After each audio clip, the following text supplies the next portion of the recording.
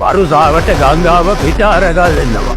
පාශ්‍රමණයා ගං වතුරට ගාගෙන ගියාද දන්නෙත් නෑ. මං කර පන්නවන්න. අන්න වෘතුමනි. අර බලන්න.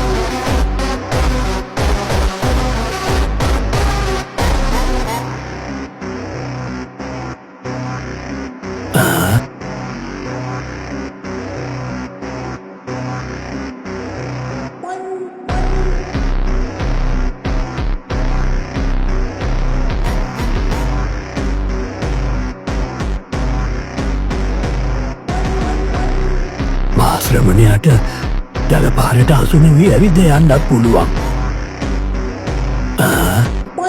මාර්ද මතෙක්